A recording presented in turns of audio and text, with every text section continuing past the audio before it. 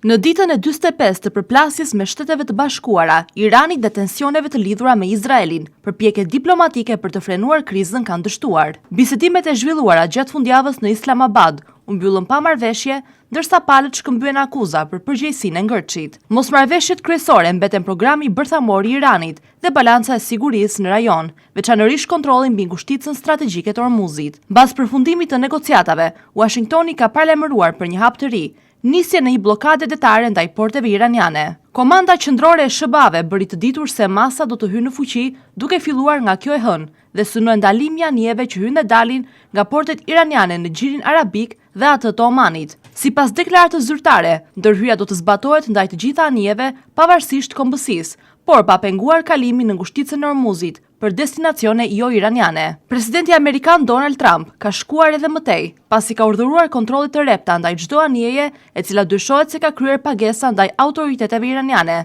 të cilat ai cilësoi si taksa të palishme. Nga ana tjetër, Teherani e ka dënuar ashpër vendimin dhe ka cilësuar bllokadën si një shkelje të ligjit ndërkombëtar dhe një akt piraterie. Autoritetet ushtarake iraniane paralajmëruan se një veprim i tillë do të kishte pasoja për sigurinë në të gjithë rajonin, duke theksuar se asnjë port në Gjirin Persik nuk do të mbetej i paprekur nëse infrastruktura iraniane vijej në rrezik.